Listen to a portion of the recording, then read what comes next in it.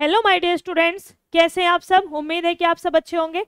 यहाँ पर जो हम आज की इस क्लास को करने वाले हैं, इस क्लास में हमारा रहेगा गद्यांश। देखो, जब हम सीटेट की तैयारी करते हैं तो सीटेट में दो चीज हमारे लिए सबसे मेन होती है। पहले गद्यांश और पद्यांश की जब हम बात करें ये रहेगा, और दूसरा हमारे साथ में रहता है पेडागोजी, जो आती है हमारे पास में कितने नंबर की बेटा, 15 नंबर हमारे इससे आते हैं और 15 ही क्वेश्चन हमारे हिस्से आते हैं। मतलब 15 क्वेश्चन ये, 15 क्वेश्चन ये। तो मैं यहाँ पर आपको गद्यांश में 3 गद्य के पूरे जो मतलब एक तरह संदर्भ में हम कैसी चीजों को निकालते हैं उनको करेंगे। एक क्वेश्चन भी आपका यहाँ पर बना रहता है कि मैम पहले हमें क्वेश्चंस पढ़ने चाहिए या पहले में गद्यांश या पद्यांश पढ़ना चाहिए। अगर आपको बहुत अच्छे से चीजों को समझना है तो एक बार क्वेश्चंस को देख लीजिए, एक बार पढ़ लीजिए कि कौन कौन से प्रश्न हैं जो हमसे यहाँ पर पूछे गए हैं। फिर आपको क्या करना है, जो आपके पास में गद्यांश है फिर आप उसको इतने इत्मीनान से पढ़िए, इतने प्यार से पढ़िए कि जो वहां पर प्रश्न है वो प्रश्न के उत्तर आपको दिखते रहे और आप उसको वहीं पर अंडरलाइन करते रहें, जिससे आपको उत्तर ढूंढने में बहुत आसानी हो जाती है। तो एक बार प्रश्न अगर दिमाग में को निकल जाते हैं तो उससे जब हम कोई नई चीज पढ़ते हैं उससे हमें समझ में आ जाता है कि कौन सा प्रश्न का उत्तर क्या होना चाहिए। ठीक है, तो चलिए फिर हम यहाँ पर शुरू करेंगे। यहाँ पर वैसे मैं आपको जो कराऊंगी गद्यांश से ही शुरू कराऊंगी, प्रश्न हम बाद में ही पढ़ेंगे क्योंकि मैं आपको समझाते हुए इसको पढ़ूंगी। कि जितना हम समझाते हुए इस चीज को पढ़ते हुए जाते हैं ना, उतना हमें समझ में भी आएगा। आपको ऐसे ही रीड करेगा जैसे मैं, क्योंकि किसी एक गद्यांश पर 2 या 3 बार पढ़ने पर 10 मिनट देने से अच्छा है एक ही बार उसको 3 या 4 मिनट देकर कुछ ध्यान से पढ़ा जाए। ठीक है, चलिए देखते हैं। आदिम आर्य घुमक्कड़ ही थे, ये सीटेट में ही पूछा गया है आपका। यहां से वहां वे घूमते ही रहते थे, घूमते भटकते ही वे भारत पहुंचे थे। यदि घुमक्कड़ी का जीवन उन्होंने धारण नहीं किया होता, यदि वे एक ही स्थान पर ही रहते तो आज भारत में उनके वंशज न होते। भगवान बुद्ध घुमक्कड़ थे, इधर से उधर जाते रहते थे। ठीक है, भगवान महावीर घुमक्कड़ थे। वर्षा ऋतु के कुछ महीनों को छोड़कर, जब बरसात का मौसम आता था, ऐसे मौसम को छोड़कर वे एक स्थान में रहना बुद्ध के बस का नहीं था। 35 वर्ष की आयु में उन्होंने बुद्धत्व प्राप्त किया। कितने वर्ष की उम्र में? 35 वर्ष की उम्र में उन्होंने बुद्धत्व प्राप्त किया। 35 वर्ष से 80 वर्ष की आयु तक जब उनकी मृत्यु हुई, 45 वर्ष तक वे निरंतर घूमते ही रहे। जब वो 35 साल के थे तब उन्हें बुद्धत्व प्राप्त हुआ और 45 साल तक वो लगातार घूमते ही रहे। अपने आप को समाज सेवा और धर्म प्रचार में लगाए रहे। अपने शिष्यों से उन्होंने कहा था, चरत भिक्खवे चारिके, इसका मतलब है हे भिक्षुओं, हे भिक्षुओं घुमक्कड़ी करो, हे भिक्षुओं घुमक्कड़ी करो। यद्यपि बुद्ध कभी भारत के बाहर नहीं गए, किंतु उनके शिष्यों ने उनके वचनों को सिर आंखों पर लिया और पूर्व में जापान, उत्तर में मंगोलिया, पश्चिम में मकदूनिया और दक्षिण में बाली द्वीप तक धावा मारा। श्रावण महावीर ने स्वच्छंद विचरण के लिए वस्त्रों तक को त्याग दिया। दिशाओं को उन्होंने अपना अंबर बना लिया, मतलब अंबर मतलब वस्त्र बना लिया। वैशाली में जन्म लिया। कहां पर जन्मे थे महावीर जी? वैशाली में। और पावा में शरीर त्याग किया। जीवन पर्यंत घूमते ही रहे। मानव के कल्याण के लिए, मानवों के राह प्रदर्शन के लिए। और शंकराचार्य 12 वर्ष की अवस्था में संन्यास लेकर कभी केरल, कभी मिथिला, कभी कश्मीर और कभी बद्री का आश्रम में घूमते रहे। किस वर्ष की उम्र में? 12 वर्ष की उम्र की बात है ये। कन्याकुमारी से लेकर हिमालय तक समस्त भारत को अपना क्रम क्षेत्र समझा। सांस्कृतिक एकता के लिए, समन्वय के लिए, श्रुति धर्म की रक्षा के लिए शंकराचार्य के प्रयत्नों से ही वैदिक धर्म का उत्थान हो सका। उन्होंने ये कहा है कि अगर हम देखें कि जो वैदिक धर्म का उत्थान, श्रुति धर्म, इसी के लिए बोला जाएगा। श्रुति धर्म और वैदिक धर्म एक ही है। ठीक है, तो इसके समन्वय के लिए, इसकी एकता के लिए, संस्कृति के लिए वह एक जगह से दूसरी जगह घूमते रहे, क्योंकि जब जितना हम घूमते हैं उतना हम चीजों का प्रचार करते हैं। इसीलिए कहा भी जाता है, जो बुरे लोग होते हैं उनको घर के अंदर रखे और जो अच्छे लोग होते हैं उन्हें घर से बाहर भेज दीजिए।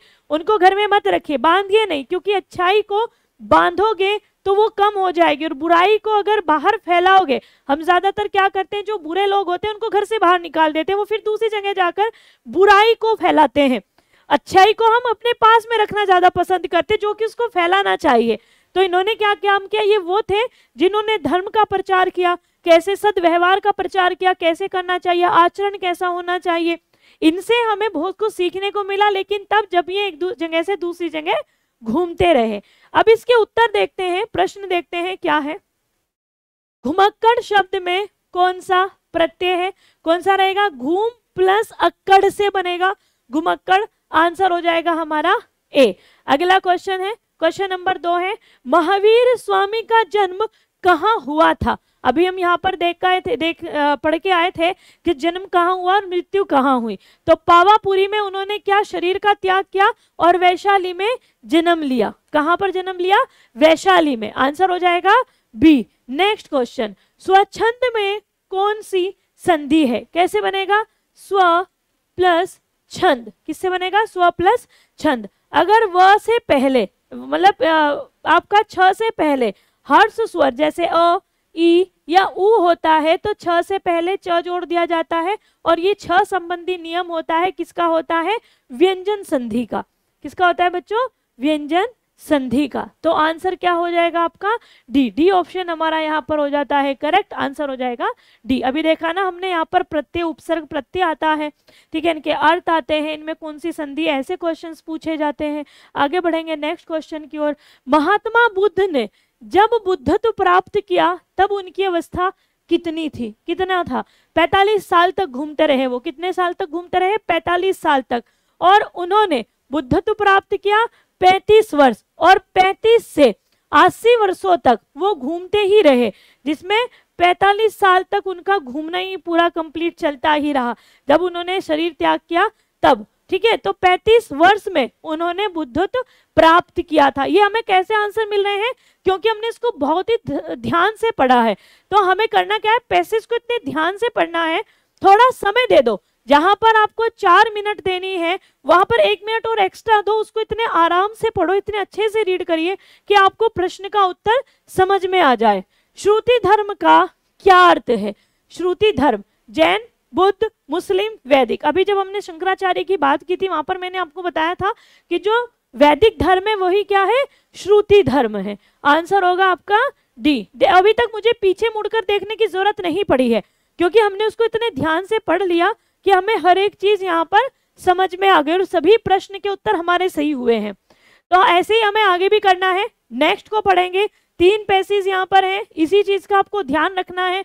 हमें इतने ध्यान से पढ़ना है, मतलब कहानी की तरह पढ़िए, बोझ समझकर नहीं। जितना बोझ समझकर पढ़ोगे उतना उसका वजन भी ज्यादा लगेगा। नेक्स्ट पॉइंट पर बढ़ते हैं। अगला पॉइंट है हमारा, गद्यांश को पढ़कर निम्नलिखित में सबसे उचित विकल्प को चुनिए। कार्बेट राष्ट्रीय उद्यान दिल्ली के निकट स्थित है। यह हिमालय की निचली श्रेणियों में रामगंगा नदी की घाटी में है। दिल्ली वासी सड़क मार्ग से बड़ी सरलता से यहाँ पहुंच सकते हैं। कौन से मार्ग से, सड़क मार्ग से बहुत आसानी से पहुंच सकते हैं। वो कुछ रास्ता रेलगाड़ी से और शेष को सड़क मार्ग से भी तय कर सकते हैं।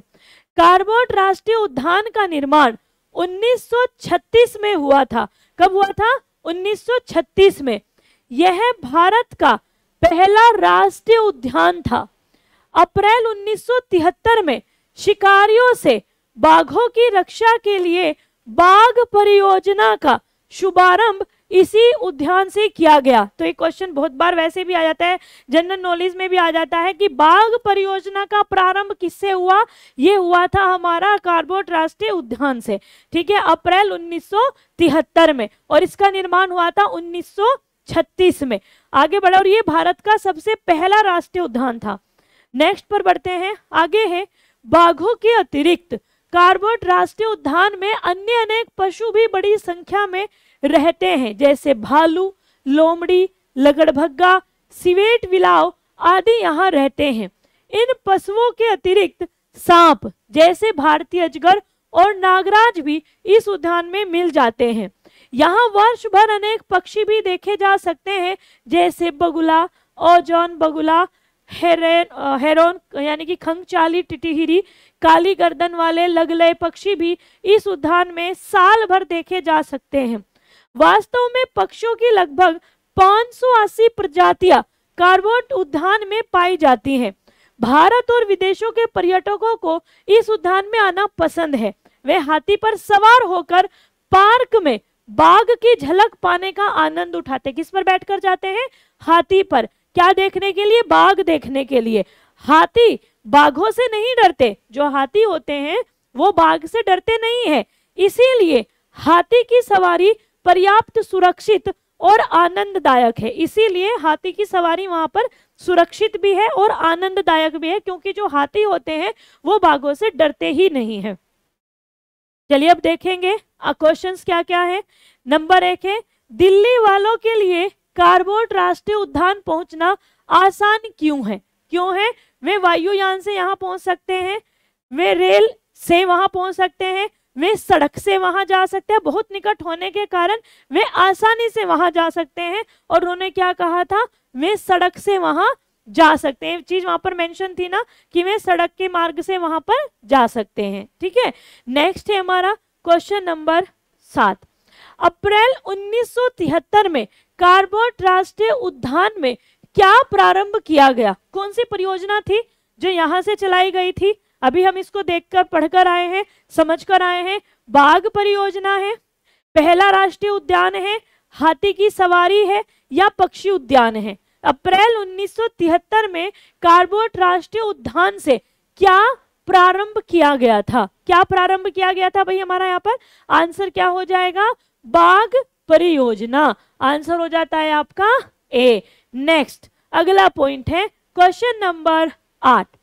कार्बोट राष्ट्रीय उद्यान में बाघ के अलावा और कौन सा पशु देखा जा सकता है? अभी हमने यहाँ पर बहुत सारे पशु देखे जो वहां पर हैं। ठीक है, तो कौन सा है? सिंह की बात की थी, घोड़ा है, लगड़भग्गा है, या ऊंट है? कौन सा है हमारा?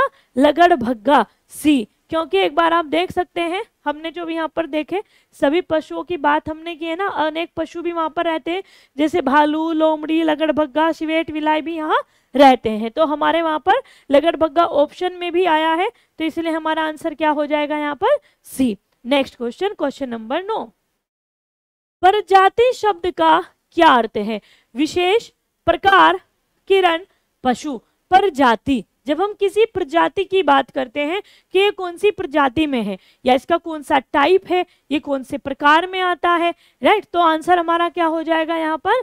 बी। इसकी कितनी प्रजातियां हैं, इसके कितने टाइप्स हैं, इसके कितने प्रकार हैं? तो आंसर यहाँ पर जाएगा हमारा बी में। बी ऑप्शन हमारा हो जाता है करेक्ट। नेक्स्ट क्वेश्चन है हमारा, हाथी पर सवारी करना क्यों सुरक्षित है?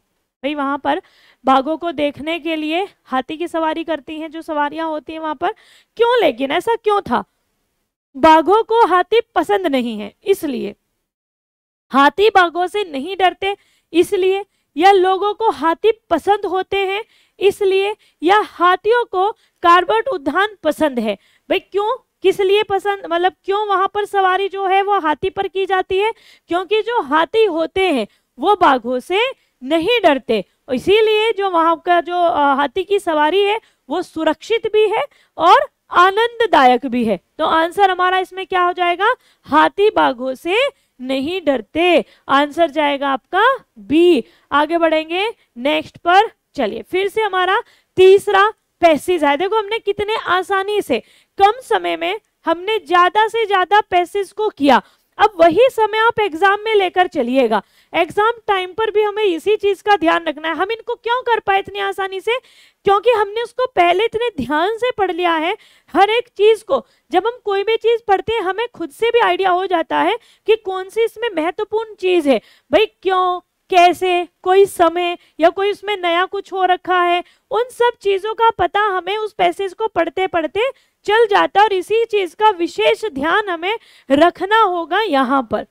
नेक्स्ट है हमारा कि निम्नलिखित गद्यांश को पढ़िए और पूछे गए प्रश्नों के सही उत्तर दीजिए। नेक्स्ट हमारा है, राष्ट्रीय एकता की बहुत बड़ी पहचान है राष्ट्रभाषा। हमारी जो राष्ट्रभाषा है वो हमारी राष्ट्रीय एकता की एक बहुत बड़ी पहचान है। लेकिन हम सबको पता है कि हमारे देश की कोई भी ऐसी मातृभाषा नहीं है जिसको मातृभाषा का दर्जा दें, लेकिन राष्ट्रभाषा हमारी है। ठीक है, चलो आगे बढ़ेंगे। संपूर्ण राष्ट्र में अंतरराज्यीय व्यवहार के लिए एक राष्ट्रीय भाषा का होना आवश्यक है। हमारी राष्ट्रीय भाषा है कोई? आप बताइए, आपको लगता है कि हमारी कोई राष्ट्रीय भाषा है? नहीं है, हमारी बहुत सारी मातृभाषाएं हैं। राष्ट्रीय भाषा का हमारे यहाँ पर किसी को दर्जा नहीं मिला। हिंदी को वैसे कहा जाता है कि वो हमारी एक राष्ट्रीय भाषा है, लेकिन हम ये कहते हैं, कानूनी तौर पर नहीं है, मतलब इसको दर्जा नहीं है। ये मान्य तो है कि है, लेकिन दर्जा प्राप्त नहीं है। तो होना आवश्यक है, लेकिन संपूर्ण राष्ट्र में हर राष्ट्र की कोई ना कोई एक राष्ट्रीय भाषा जरूर होती है, क्योंकि हमारा जो देश है वो बहुभाषीय है, इसलिए उसकी कोई राष्ट्रीय भाषा नहीं होकर एक राजभाषा है कि राजभाषा आपकी ये रहेगी, यानी कि एक ऑफिशियल लैंग्वेज आपकी ये रहेगी। भारत की राष्ट्रीय भाषा हिमालय से लेकर कन्याकुमारी तक विशाल राष्ट्र को एक सूत्र में पिरो सकती है। अगर हमारी कोई एक राष्ट्रीय भाषा हो जाए तो वो हमारे पूरे देश को एक सूत्र में बांध सकती है। हम सभी को अपनी राष्ट्रभाषा से प्रेम हो सकता है, जिससे हम एक ऐसी भाषा को हमारे पास में रहेगी कि हम अपने देश के किसी भी कोने में चले जाएं, हम वहाँ के व्यक्तियों की भाषा को समझ भी सके और उनको अपनी बात को समझा भी सके। और वो कब होगा? जब हमारे देश की कोई एक अपनी अलग एक राष्ट्रीय भाषा होगी। राष्ट्रीय भाषा ज्यादातर वही होती है जो बहुताया में बोली जाती है, जिसको ज्यादा से ज्यादा लोग बोलते हैं। संविधान ने हिंदी को राजभाषा माना है। क्या माना है? राजभाषा। भी हम यही बात कर रहे थे कि हमारे यहाँ पर राष्ट्रभाषा का नहीं, हिंदी को राजभाषा यानी कि ऑफिशियल लैंग्वेज का दर्जा प्राप्त है। भारत के राजनीतिज्ञों ने राष्ट्रीय एकता के सूत्र को राजनीति का मुद्दा बना दिया है। भाई कहीं ना कहीं आपने देखा होगा कि हम इसको राष्ट्रभाषा का दर्जा दिलवा देंगे, ऐसे करके राजनीति में भी एक बहुत बड़ा मुद्दा है कि क्या देश की एक राष्ट्रीय भाषा होनी चाहिए और हिंदी को हम बनवा देंगे। ऐसा करके बहुत बार जनता को ऐसे बताया जाता है, और इसीलिए ये सबसे बड़ा मुद्दा भी है। राष्ट्रीय एकता की प्रतीक हिंदी की बात करने वालों को संकीर्णतावादी कहना ठीक नहीं है, बट ऐसा होता है। हमें ज्यादातर हिंदी बोलने में शर्म आती है। हमें लगता है कि अगर हम हिंदी में बात करेंगे तो हमें संकीर्ण मानसिकता, मतलब छोटी मानसिकता वाला, या कहें कि कम पढ़ा लिखा माना जा सकता है, जो कि ऐसा नहीं है। ऐसा ना है, क्योंकि भाषा चाहे कोई भी है, वो आपकी समझदारी का परिचय कभी नहीं हो सकती।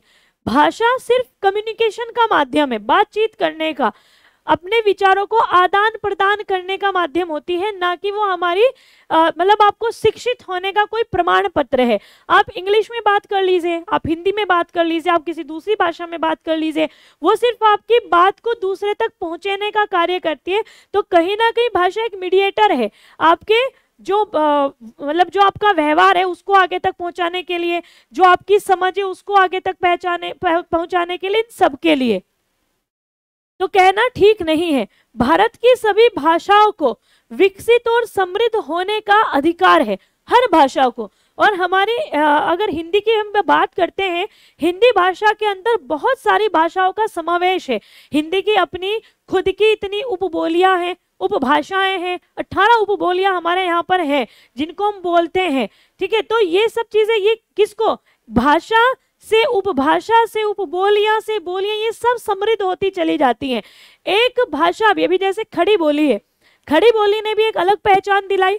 तो हर भाषा अपनी जो भाषा है जिसके अंतर्गत वो आती है उनको समृद्ध करने का कार्य करती है। उनमें परस्पर विवाद ठीक नहीं है, क्योंकि भाषाओं के बीच में विवाद होना भी नहीं चाहिए।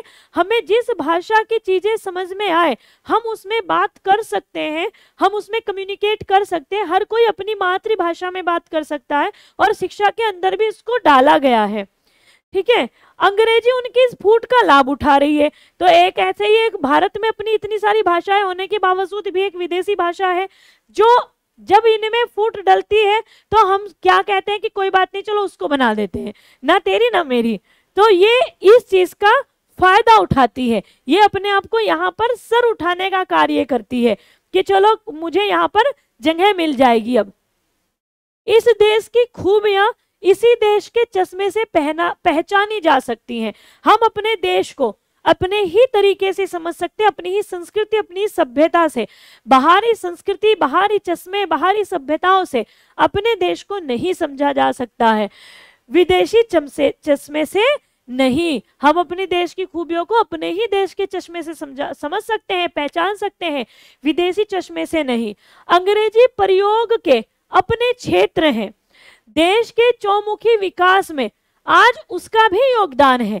हमें कुछ नई नई चीजें, भाई मैं अंग्रेजी की बात नहीं करूं तो बाकी भी अगर विदेशी भाषाएं हैं, अगर हमें बाहर से कोई ज्ञान लेना है या हमें कोई चीज सीखनी है तो हमें कम्युनिकेशन का एक माध्यम उसे भी बना लेना चाहिए। इसमें कोई बड़ी बात नहीं है या इसमें कोई गलत नहीं है, हम दूसरी भाषाओं को भी सीख सकते हैं, क्योंकि आप जितना भाषाओं को सीखोगे आपका संज्ञानात्मक स्तर इतना तेज हो जाता है। तो हमें इसके अपने एक प्रयोग है और ये चौमुखी विकास में आज भी योगदान उसका भी है, पर वह यहाँ के आम लोगों की भाषा कभी नहीं हो सकती है। हमारे यहाँ का जो आम जन है वो सिर्फ और सिर्फ हिंदी बोलता है।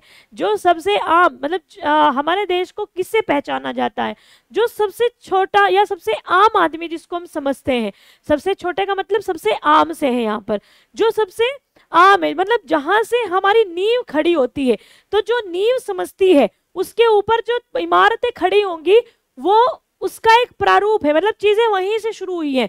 और जो हमारी आज की नींव है उसके लिए यहाँ उनकी भाषा ये कभी आपकी बन ही नहीं सकती। ये हमारे मतलब एक तरह से देखें, हमारे चीजों में तो हमारा सहयोग कर सकती है, कार्य में सहयोग कर सकती है, परंतु आम जन की भाषा के तौर पर नहीं। इससे क्वेश्चंस कौन कौन से हैं देखते हैं। देश का चश्मा से क्या अभिप्राय है? देश में बना चश्मा, देश को देखने का नजरिया, देश की भाषा है या देश की संस्कृति? हम अपने देश को किस चीज से देख सकते हैं? अपने ही देश के नजरिए से। तो हम विदेशी नजरिए से अपने देश को नहीं देख सकते हैं। तो देश का चश्मा मतलब अपने ही देश को देखने का नजरिया, अपना ही देश, अपना नजरिया। हम ही अपने आप को सबसे ज्यादा पहचानते। जैसे आपका अपना घर है, आपको कोई सलाह देने लगे तुम ऐसे नहीं ऐसे काम कर लो, तुम क्या कहोगे? अरे मुझे पता है, मेरा घर है, मैं जानता हूं मुझे कैसे इसको हैंडल करना है। तो वो क्या हुआ, वहां पर आपका अपना नजरिया ही कार्य करेगा। नेक्स्ट क्वेश्चन है, संविधान में हिंदी को क्या माना गया है? राष्ट्रीय भाषा, राजभाषा, सरकारी भाषा या साहित्यिक भाषा? संविधान में हिंदी को क्या माना गया है? राष्ट्रभाषा माना गया है, राजभाषा माना गया है, आपकी सरकारी भाषा माना गया है या फिर साहित्यिक भाषा माना गया है? तो हमने क्या, राष्ट्रभाषा तो हमारी नहीं है, हिंदी कैसी है? हमारी ऑफिशियल लैंग्वेज है, यानी कि राजभाषा है। बी ऑप्शन यहाँ पर आपका सही हो जाता है। आगे बढ़ेंगे अगले प्रश्न की ओर। प्रश्न नंबर 13, इस गद्यांश के लिए उपयुक्त शीर्षक क्या होगा? अच्छा, गद्यांश का शीर्षक भी आपसे पूछा जा सकता है। अभी हम उसको पढ़ के आए हैं ना, तो एक बार हम इसको देख लेते हैं। राष्ट्रभाषा है और यहाँ पर राष्ट्रीय एकता है। अंतरराज्यीय भाषा, अंग्रेजी का मोह, राष्ट्रभाषा का प्रवाह या फिर राष्ट्रीय एकता की पहचान राष्ट्रभाषा? तो हमारा आंसर क्या होगा यहाँ पर? डी, कि राष्ट्रीय एकता की पहचान राष्ट्रभाषा। हमारे देश की जो पहचान है वो हमारी अपनी राष्ट्रभाषा है। तो हमारा आंसर यहाँ पर हो जाएगा डी। डी ऑप्शन हमारा करेक्ट होगा। आगे बढ़ेंगे अगले प्रश्न की ओर। प्रश्न नंबर 14, अंग्रेजी के विषय में लेखक का मत किससे प्रकट होता है? अंग्रेजी के विषय में लेखक का मत किससे प्रकट होता है? मतलब कौन सी ऐसी बात थी जिससे हमें अंग्रेजी के बारे में संपूर्ण जानकारी कहीं ना कहीं मिल गई? अंग्रेजी विदेशी भाषा है, उसको भारत में महत्व नहीं देना चाहिए। अंग्रेजी की आवश्यकता है पर वह आम भाषा नहीं है। अंग्रेजी का प्रयोग देश के सम्मान को ठेस पहुंचाता है। अंग्रेजी धीरे धीरे राजभाषा का दर्जा ले रही है। उन्होंने क्या बात कही यहाँ पर? उन्होंने ना तो इसकी बात की, ना उन्होंने कहा कि वो हमारे देश के सम्मान को ठेस पहुंचा रही है, ना उन्होंने कहा कि उसके महत्व को नहीं देखना। उन्होंने क्या कहा कि इसकी आवश्यकता तो है पर वह आम भाषा नहीं, वो आम जन की भाषा नहीं है कि जिसे हमारे देश का एक छोटे से छोटा व्यक्ति भी समझ सके, एक छोटा सा बच्चा भी समझ सके, एक वो वृद्ध व्यक्ति समझ सके जो हमारे बुजुर्गों में आते हैं, वो उन आम जन की भाषा नहीं है। तो कि हमारे आम जन की भाषा कौन सी है? हिंदी है। तो अंग्रेजी की आवश्यकता हमें है, लेकिन वो हमारी आम भाषा नहीं है। नेक्स्ट क्वेश्चन है, भारत के राजनीतिज्ञों ने राष्ट्रीय एकता के इस सूत्र को राजनीति का मुद्दा बना दिया है। राष्ट्रीय एकता का कौन सा सूत्र? उपयुक्त वाक्य में इस सूत्र से क्या अभिप्राय है? भारतीय भाषा है, राष्ट्रीय भाषा, अंग्रेजी या फिर प्रश्न? कौन सा ऐसा मुद्दा है जिसको राजनीति का रूप भी दे दिया गया है? बताइएगा आप सभी, कौन सा आपको लगता है भाई कि इसको यहाँ पर राजनीति का मुद्दा एक तरह से बना दिया है, और वो है हमारी राष्ट्रीय भाषा। राष्ट्रीय भाषा को एक राजनीति का मुद्दा बना दिया जाता है। हर बार का ये कार्य होता है जिससे छुटकारा आज तक भी हमें नहीं मिल पाया है। ठीक है, तो ये थे हमारे आज के 3 पैसेज। मुझे उम्मीद है कि आपको ये तीनों समझ में आए होंगे। यहाँ पर एक चीज जो मेन है वो ये है कि हमें पैसेज को पढ़ना कैसे है। सबसे मेन पॉइंट यही होता है कि हमें किसी चीज को कैसे पढ़े। यहाँ तो मैंने आपको बहुत आराम से धीरे धीरे आपको चीजों को पढ़कर बताया, सुनाया, आपको समझाने की पूरी कोशिश की। आप जब एग्जाम में भी जाओगे, हमें क्या करना है, एक पैसेज को 3 मिनट दे दो, तो 3 और 3 6 मिनट अगर आपने वहां पर दे दी तो आपको सिर्फ 2 मिनट में प्रश्न करने में लगेंगे। तो हमें क्या करना होता है कि समय की बचत कैसे करेंगे। एक ही चीज को बार बार 3 बार मिनट देकर 9 मिनट चली जाएंगी, लेकिन अगर मैं उसको बहुत ध्यान से पढ़ के उन 9 में से एक एक्स्ट्रा निकाल के इधर डाल दूं और उसको इतने ध्यान से पढ़ूं कि मैं हर प्रश्न का उत्तर अपने आप से कर सकूं, तो वो हमारे लिए ज्यादा सही है। तो इतना डिटेल में या इतने आराम से धैर्य से समझते हुए पैसेज को पढ़ना है कि हम उसके हर उत्तर का आंसर अच्छे से कर सके। बस इसी चीज का मेन आपको ध्यान रखना है। फिर प्रश्न पढ़िए, प्रश्न पढ़कर अपने आप से ही आपको चीजें समझ में आ जाएगी। अगर आपको लगता है कि मुझे ज्यादा ध्यान से पढ़ना है या आपके पास में एकदम से समय भी आपके पास में कम रह गया है, तो पहले एक बार प्रश्न जरूर पढ़ लें।